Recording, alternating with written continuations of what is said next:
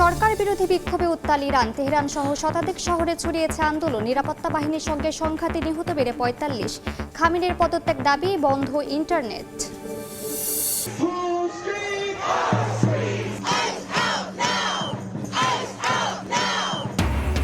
অভিবাসন কর্মকর্তার গুলিতে নারী নিহতের প্রতিবাদে উত্তাল যুক্তরাষ্ট্র। হোয়াইট হাউস অভিমুখে লং মার্চ। মিনেসোটার পর এবার পোর্টল্যান্ডে গুলিবিদ্ধ ২। ট্রাম্পের যুদ্ধ ক্ষমতা সীমিত করতে মার্কিন সিনেটে ভোটাভুটি। সমর্থন জানালেন কিছু রিপাবলিকান সিনেটরও। প্রস্তাব পাশ হলে সামরিক অভিযানে লাগবে কংগ্রেসের অনুমোদন।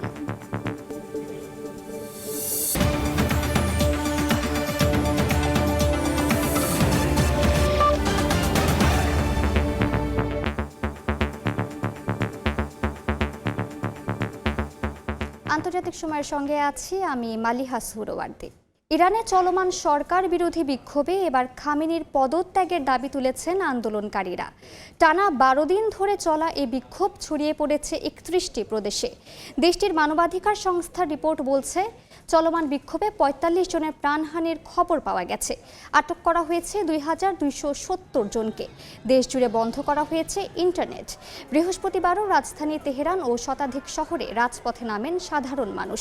ব্রিটিশ গণমাধ্যম বিবিসির প্রকাশিত এক ভিডিওতে দেখা যায়, দেশটির দ্বিতীয় বৃহত্তম শহর মাশহাদে হাজার হাজার মানুষ শান্তিপূর্ণভাবে রাস্তায় নেমে সরকার বিরোধী নানা স্লোগান দিতে থাকেন।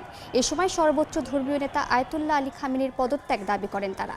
সেই সঙ্গে নির্বাসিত যুবরাজ পাহলেভির পক্ষেও স্লোগান দেন অনেকে। যুক্তরাষ্ট্রের মিনেসোটায় অভিবাসন কর্মকর্তার গুলিতে এক নারী নিহতের ঘটনায় বিভিন্ন শহরে উত্তেজনা ছড়িয়েছে। মিনিয়াপোলিস থেকে ম্যানহাটান সবখানেই প্রতিবাদে রাস্তায় নেমেছেন বিক্ষোভকারীরা। ইমিগ্রেশন অ্যান্ড কাস্টমস এনফোর্সমেন্ট আইসকে দায়ী করে তাদের শহর ছাড়ার দাবি জানান তারা। এমন পরিস্থিতিতেও সংস্থাটির পাশে থাকার ঘোষণা দিয়েছেন মার্কিন ভাইস প্রেসিডেন্ট জেডি ভ্যান্স। চলমান উত্তেজনার মধ্যে পোর্টল্যান্ডে ফেডারেল এজেন্টের গুলিতে ২ জন আহত হয়েছেন। যুক্তরাষ্ট্রের মিনেসোটা অঙ্গরাজ্যে Immigration and Customs Enforcement ICE এর এক কর্মকর্তার গুলিতে মার্কিন নারী রেনি নিকোল গুড নিহতের প্রতিবাদে আইসিই বিরোধী বিক্ষোভে উত্তাল বিভিন্ন শহর। স্থানীয় সময় বৃহস্পতিবার সকালে মিনিয়াপোলিসে অভিবাসন আদালতের সামনে জড়ো হন শত শত বিক্ষোভকারী। ফেডারেল কর্মকর্তাদের লক্ষ্য করে খুনি স্লোগান দিতেও দেখা যায় বিক্ষুব্ধদের। এ সময় বিক্ষোভকারীদের ছত্রভঙ্গ করতে টিয়ার গ্যাস ও পেপার বল ব্যবহার করা হলে পরিস্থিতি উত্তপ্ত হয়ে ওঠে।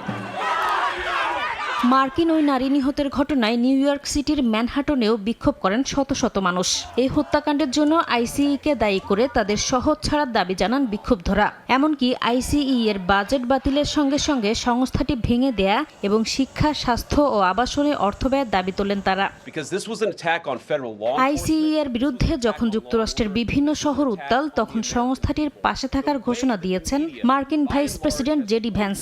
নিহত নারী একটি বৃহত্তর বামপন্থী নেটওয়ার্কের হয়ে কাজ করে আসছিল দাবি করে তার কর্মকাণ্ড আইসিই এজেন্টদের কাজকে বাধাগ্রস্ত করছিল বলে মন্তব্য করেন ভ্যান্স। ট্রাম্পের সুরে সুর মিলিয়ে বলেন, গুলি চালানো ওই এজেন্টকে ৬ মাস আগে গাড়ি দিয়ে আঘাত করেছিল নিহত নারী। মার্কিন নারী হত্যার ঘটনায় মিনেসোটা ভয়াবহ বিপর্যয়ের মধ্যে পড়েছে উল্লেখ করে হত্যাকাণ্ডের জন্য ট্রাম্প প্রশাসনের অভিবাসন নীতিকে দায়ী করেন যুক্তরাষ্ট্রের হোমল্যান্ড সিকিউরিটি সচিব ক্রিস্টি নোয়েম। মিনেসোটা ও ফেডারেল কর্মকর্তারা হত্যার ঘটনার ভিন্ন বিবরণ দিয়েছেন বলেও অভিযোগ করেন তিনি।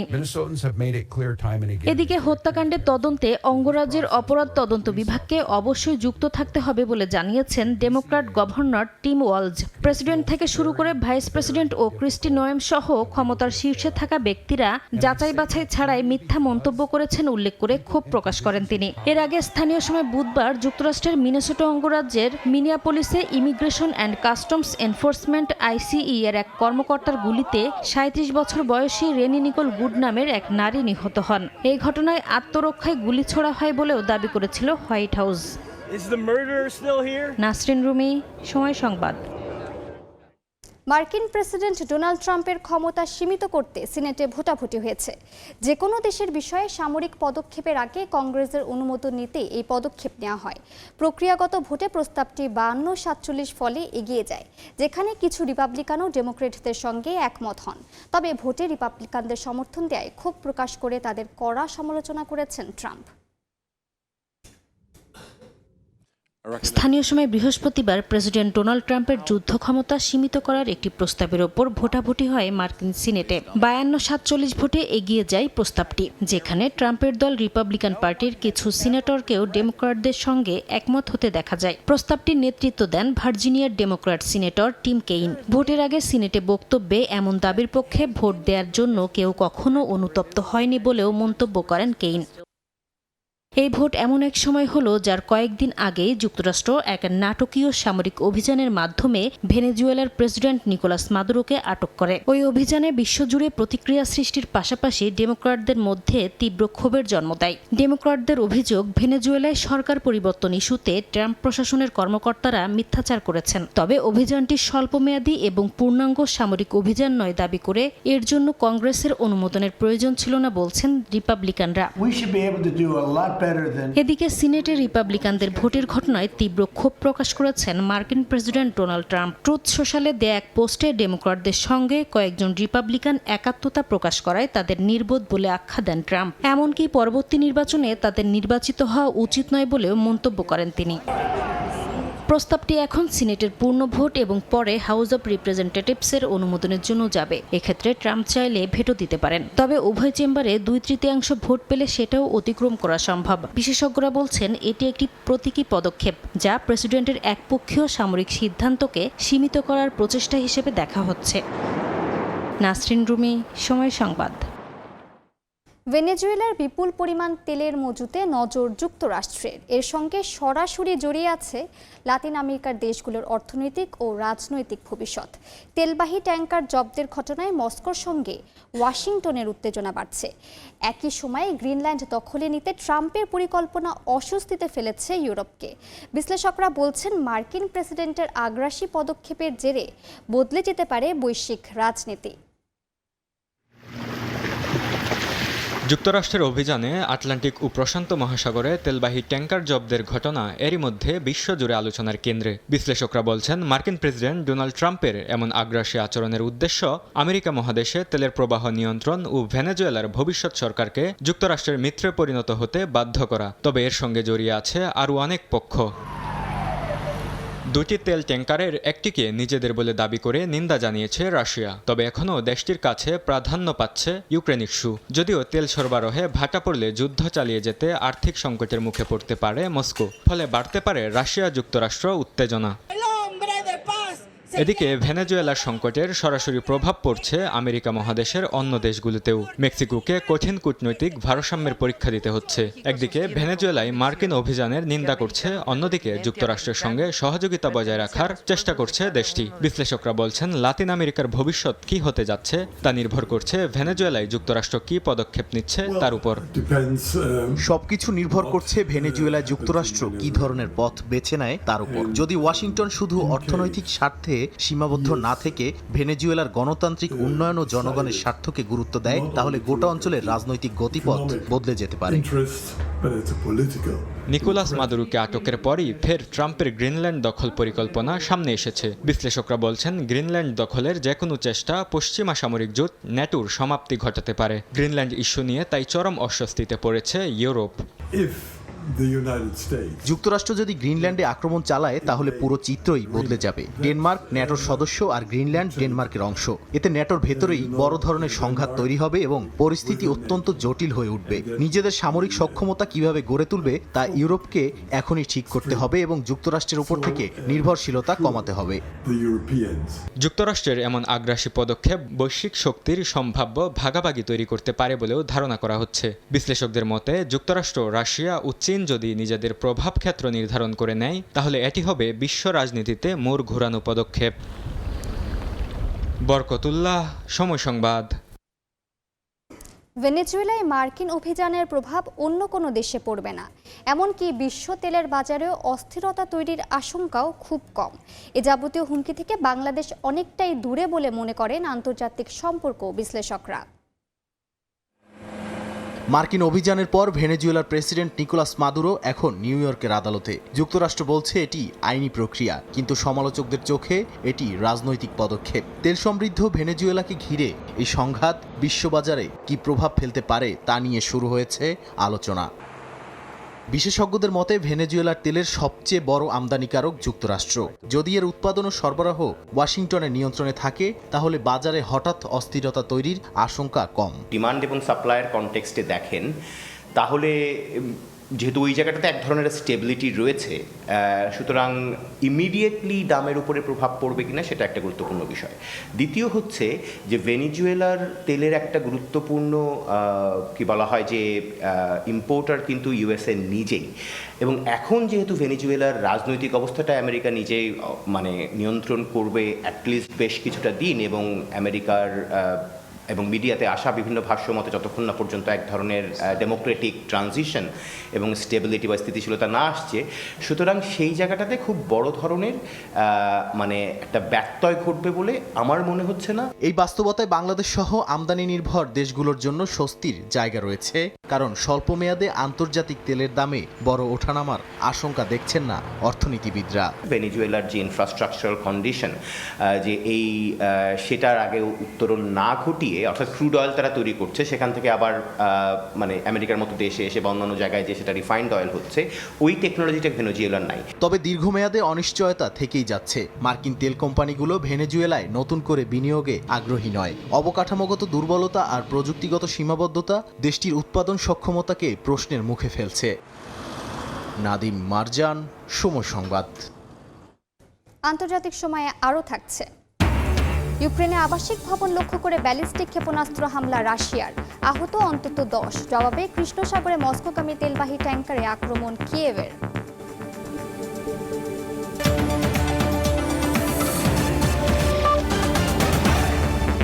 যুদ্ধ বন্ধের আলোচনার মধ্যেও থেমে নেই রাশিয়া ইউক্রেনের পাল্টাপাল্টি হামলা। বৃহস্পতিবার ইউক্রেনের আবাসিক ভবন লক্ষ্য করে ব্যালিস্টিক ক্ষেপণাস্ত্র হামলা চালায় রাশিয়া। এতে অন্তত 10 জন আহত হন।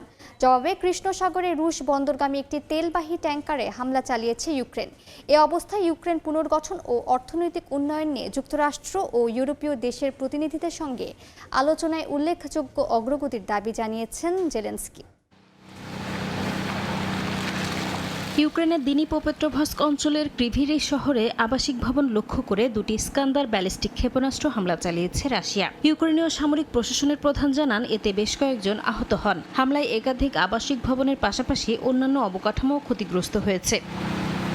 রাশিয়ার রাতভর হামলার পর দিনিপ্রপেট্রোভস্ক অঞ্চলে 17 লাখের বেশি পরিবার পানি সংকটে পড়েছে বলে জানিয়েছেন ইউক্রেনের উপপ্রধানমন্ত্রী অলেক্সি কুলেবা। বলেন, অধিকাংশ এলাকায় পরিষেবা পুনরুদ্ধার করা হলেও এখনও প্রায় 20,000 পরিবার সংকটে রয়েছে। বিদ্যুৎহীন রয়েছে হাজার হাজার মানুষ। এদিকে কৃষ্ণসাগরে রাশিয়ার নভরোসিস্ক বন্দরগামী পালাও নিবন্ধিত তেলবাহী ট্যাঙ্কার এলবাসে হামলা চালিয়েছে ইউক্রেন। তুরস্কের কৃষ্ণসাগর উপকূলের বন্দর শহর ইনেবলুর কাছে আন্তর্জাতিক জলসীমায় চলাকালে ড্রোন হামলার শিকার হয় ট্যাঙ্কারটি। এতে জাহাজের উপরের অংশ ক্ষতিগ্রস্ত হলেও কেউ হতাহত হয়নি। এ বিষয়ে আনুষ্ঠানিকভাবে কোনো বিবৃতি দেয়নি রাশিয়া। ইউক্রেনের প্রেসিডেন্ট ভলোদিমির জেলেনস্কি বলেছেন, যুক্তরাষ্ট্রের সঙ্গে নিরাপত্তা নিশ্চয়তা নিয়ে একটি চুক্তি শীর্ষ পর্যায়ে স্বাক্ষরের জন্য প্রস্তুত রয়েছে। স্থানীয় সময় বৃহস্পতিবার তিনি জানান, ইউক্রেনের পুনর্গঠন ও অর্থনৈতিক উন্নয়ন নিয়ে যুক্তরাষ্ট্র ও ইউরোপীয় দেশের প্রতিনিধিদের সঙ্গে সংশ্লিষ্ট নথি নিয়েও আলোচনায় উল্লেখযোগ্য অগ্রগতি হয়েছে। নাসরিন রুমি, সময় সংবাদ। কয়লা পাচার সংক্রান্ত একটি মামলার তদন্তে ভারতের কলকাতায় তৃণমূল কংগ্রেসের দলীয় তথ্য প্রযুক্তি দফতরের কর্ণধারের বাড়ি ও অফিসে হানা দিয়েছে কেন্দ্রীয় তদন্তকারী সংস্থা ইডি। তল্লাশির খবর পেয়ে সেখানে গিয়ে তদন্তকারী কর্মকর্তাদের জিজ্ঞাসাবাদ করার আগেই সব কাগজপত্র ও ফাইল নিয়ে যাওয়ার অভিযোগ উঠেছে দলটির সভানেত্রী মমতা বন্দ্যোপাধ্যায়ের বিরুদ্ধে। পাশাপাশি ইডির নিয়ন্ত্রক সংস্থা স্বরাষ্ট্র দফতরের মন্ত্রী অমিত শাহকে দেশের সবচেয়ে নোংরা স্বরাষ্ট্রমন্ত্রী বলে কটাক্ষ করেছেন মমতা বন্দ্যোপাধ্যায়। কলকাতা থেকে বিস্তারিত জানাচ্ছেন সুব্রত আচার্য। আইপ্যাক নামের একটি বেসরকারি সংস্থা তৃণমূল কংগ্রেসের নির্বাচনী কৌশল নির্ধারণে গুরুত্বপূর্ণ ভূমিকা পালন করে। দলীয় প্রচার প্রচারণা থেকে শুরু করে কর্মী, সমর্থক ও স্থানীয় স্তরের রাজনৈতিক কৌশল ঠিক করতে মাঠ পর্যায়ে তথ্য সংগ্রহ করে এই সংস্থা। বৃহস্পতিবার সকালে কলকাতার লাউড স্ট্রিটে সংস্থাটির কর্ণধার প্রতীক জৈনের বাড়ি এবং নিউ টাউনের সেক্টর 5-এ অবস্থিত সংস্থার প্রধান কার্যালয়ে হানা দেয় কেন্দ্রীয় তদন্তকারী সংস্থা ইডি। খবর পেয়ে দ্রুত ঘটনাস্থলে পৌঁছান রাজ্য পুলিশের ডিজি। কিছু সময় পর সেখানে যান রাজ্যের মুখ্যমন্ত্রী মমতা বন্দ্যোপাধ্যায়। তিনি প্রায় 15 মিনিট সেখানে অবস্থান করেন এবং বেরিয়ে আসেন। সেই সময় তার হাতে সবুজ রঙের ফোল্ডারের একটি গুচ্ছ এবং কয়েকটি হার্ড ডিস্ক দেখা যায়। To collect all of our party hard disks, the candidate list, the party strategy, the party plan. Is it the duty of the ED and Amit Shah, the nasty home minister, the naughty home minister who cannot protect the country, and he's taking away all my party documents? একজন মুখ্যমন্ত্রী প্রশাসনিক ক্ষমতা ব্যবহার করে কোনো কেন্দ্রীয় তদন্তকারী সংস্থার তদন্ত চলাকালীন এভাবে হস্তক্ষেপ করতে পারেন কিনা সে প্রশ্ন উঠেছে। বিজেপি, বামফ্রন্ট এবং কংগ্রেস সব বিরোধী দলই মমতা বন্দ্যোপাধ্যায়ের এই আচরণের সমালোচনা করেছে। আইপ্যাকের অফিসিয়াল ফাইল তুলে নিয়ে চলে এসেছেন গাড়িতে করে, অ্যাজ গুড অ্যাজ ছিনতাই। ভোট যখন সামনে নানান নাটকবাজি হবে, আর মুখ্যমন্ত্রী তো বলেই দিয়েছেন ফাটাফাটি খেলা হবে। ফলে ফাটাফাটি খেলার জন্য নানান রকমের তালগোল হয়তো চলবে। বাংলার মুখ্যমন্ত্রী কখনো কোনো পুলিশ আধিকারিক, সিবিআই এবং ইডি রেড করলে তার বাড়িতে গিয়ে ধর্ণা দেন। বাংলার মুখ্যমন্ত্রী কোনো বেসরকারি সংস্থা মানি লন্ডারিং সহ বিভিন্ন অপরাধমূলক কাজের জন্য তদন্তের মুখে পড়লে মুখ্যমন্ত্রী চলে গিয়ে ফাইল কেড়ে নিয়ে আসেন ওই পাড়ার গুন্ডাদের মতন। 2019 সালে তৎকালীন কলকাতার পুলিশ কমিশনার রাজীব কুমারের বাড়িতে সিবিআই তল্লাশির সময়ও একইভাবে সেখানে গিয়ে বেশ কিছু কাগজপত্র জব্দ করেছিলেন মমতা বন্দ্যোপাধ্যায়। এদিনের ঘটনা নতুন করে সেই পুরনো ঘটনার স্মৃতি ফিরিয়ে এনেছে। সুব্রত আচার্য, সময় সংবাদ, কলকাতা। মালয়েশিয়ার সাবেক সেনাপ্রধান মোহাম্মদ হাফিজউদ্দিন জান্তান ও তার 2 স্ত্রীকে সামরিক ক্রয় সংক্রান্ত টেন্ডারে অনিয়মের অভিযোগে আটক করেছে দেশটির দুর্নীতি দমন কমিশন। আদালতের আদেশে হাফিজউদ্দিনের 7 দিনের, প্রথম স্ত্রীর 3 দিনের এবং দ্বিতীয় স্ত্রীর 6 দিনের রিমান্ড মঞ্জুর হয়েছে। বৃহস্পতিবার ম্যাজিস্ট্রেটের আবেদন রিমান্ড মঞ্জুর করেন, যা কার্যকর হচ্ছে 8 জানুয়ারি থেকে। আসামি পক্ষের আইনজীবী জানান, তদন্তকালীন সময়ে আসামিদের আইনজীবীর সঙ্গে নিয়মিত যোগাযোগ নিশ্চিত করতে অতিরিক্ত আদালতের আদেশ চাওয়া হয়েছে। একই মামলায় 23 ডিসেম্বর আরও 2 জনকে আটক করা হয়েছে। হাফিজউদ্দিনের নিয়োগ স্থগিত থাকায় দেশটির সশস্ত্র বাহিনীর প্রধানের পদ শূন্য রয়েছে। বছরের শুরুতেই দুঃসংবাদ পেল উত্তর ইউরোপের দেশ ফিনল্যান্ড। পৃথিবীর সবচেয়ে সুখী দেশটি এবার ইউরোপের সর্বোচ্চ বেকারত্বের তালিকায় শীর্ষে উঠে এলো। ইউরোপীয় ইউনিয়নের সবশেষ তথ্য অনুযায়ী বেকারত্বের হার বেড়ে দাঁড়িয়েছে 10.6%। দেশটির কর্মহীন মানুষের সংখ্যা ছাড়িয়েছে 3 লাখ। ফিনল্যান্ড থেকে মহিউদ্দিন মধুর রিপোর্ট। নতুন বছরে এক কঠিন বাস্তবতার মুখোমুখি ফিনল্যান্ড, যে দেশটি টানা 8 বছর ধরে বিশ্বের সবচেয়ে সুখী দেশের স্বীকৃতি পেয়েছে। সেই ফিনল্যান্ডই এখন বেকারত্বের অসুখে জর্জরিত। ইউরোস্টেটের সবশেষ তথ্য বলছে ফিনল্যান্ডে বেকারত্বের হার এখন 10.6%, অর্থাৎ দেশটির মোট কর্মক্ষম জনগোষ্ঠীর মধ্যে 3,18,700 মানুষ বর্তমানে কাজহীন। দীর্ঘদিন ধরে উচ্চ বেকারত্বের শীর্ষে থাকা স্পেনকেও পেছনে ফেলেছে ফিনল্যান্ড। ফিনল্যান্ডের ইতিহাসে বেকারত্ব নতুন নয়। 90-এর দশকের শুরুতে সোভিয়েত ইউনিয়নের পতনের পর দেশটি ভয়াবহ অর্থনৈতিক মন্দার মুখে পড়ে। সেই সময় বেকারত্বের হার 16% ছাড়িয়েছিল। পরবর্তীতে প্রযুক্তি খাত, বিশেষ করে নোকিয়ার নেতৃত্বাধীন টেলিকম শিল্পের উত্থানে পরিস্থিতি ধীরে ধীরে স্থিতিশীল হয়। বেকারত্ব নেমে আসে 6-7%। সাম্প্রতিক বছরগুলোতে সেই চিত্র আবার বদলাতে শুরু করেছে।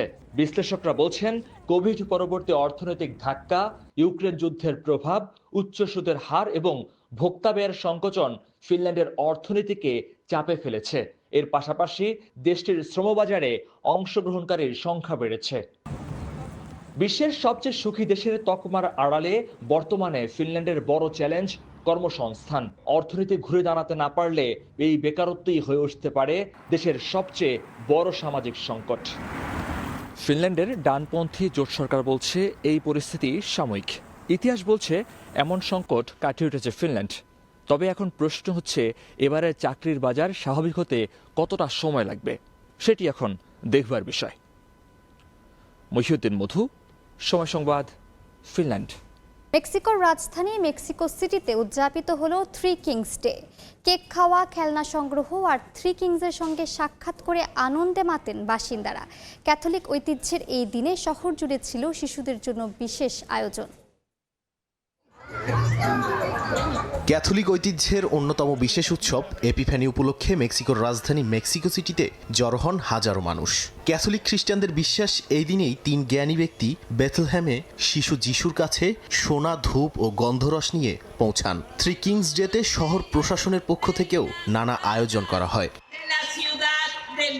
এই দিনটি মেক্সিকোর ড্রাগ কুইনদের জন্য বিশেষ, যারা থ্রি কিংসের বেশে সেজে উৎসবে ভিন্ন মাত্রা যোগ করেন। ইন্ডিপেন্ডেন্স মনুমেন্টের আশপাশে দীর্ঘ লাইনে দাঁড়ানো অভিভাবক ও শিশুদের কেক বিতরণ করা হয়, পাশাপাশি দেওয়া হয় খেলনাও। এতে স্বল্প আয়ের পরিবারগুলোর অংশগ্রহণ ছিল চোখে পড়ার মতো। আমার কাছে বিষয়টা খুবই সুন্দর মনে হয়েছে। আমাদের দেশ শিশুদের জন্য যা করছে সবকিছুই খুব মানবিক ও ভালো। আমার বাচ্চাটাও এখানে আছে। থ্রি কিংস যে উপহারগুলো দিয়েছে সেগুলো পেয়ে সে খুবই আনন্দিত। 6 জানুয়ারি পালিত এই উৎসবের মধ্য দিয়ে শেষ হয় ক্রিসমাসের 12 দিনের আনুষ্ঠানিকতা। মেক্সিকোতে এপিফানি শুধু ধর্মীয় নয়, সামাজিকভাবেও একটি বড় উৎসব। বিশেষ করে শিশুদের জন্য এটি বছরের অন্যতম প্রতীক্ষিত দিন। নাদিম মারজান, সময় সংবাদ। আন্তর্জাতিক সময়ের শীর্ষ সংবাদগুলো জানিয়ে দিচ্ছি আরেকবার। সরকার বিরোধী বিক্ষোভে উত্তাল ইরান। তেহরান সহ শতাধিক শহরে ছড়িয়েছে আন্দোলন। নিরাপত্তা বাহিনীর সঙ্গে সংঘাতে নিহত বেড়ে 45। খামেনির পদত্যাগ দাবি, বন্ধ ইন্টারনেট। অভিবাসন কর্মকর্তার গুলিতে নারী নিহতের প্রতিবাদে উত্তাল যুক্তরাষ্ট্র। হোয়াইট হাউস অভিমুখে লং মার্চ। মিনেসোটার পর এবার পোর্টল্যান্ডে গুলিবিদ্ধ 2।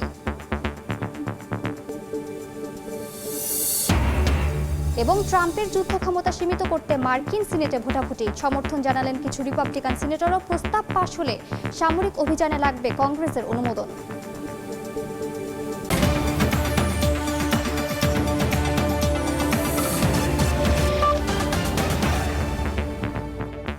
এই ছিল আন্তর্জাতিক সময়। এরপর সকাল 10টার সময় সংবাদ নিয়ে সঙ্গে থাকবেন সহকর্মী আমিরুল ইসলাম আলিফ। ধন্যবাদ মালিহা। সকাল 10টার সময় সংবাদ নিয়ে আসছে কিছুক্ষণ পর। সঙ্গে থাকুন সময়ের।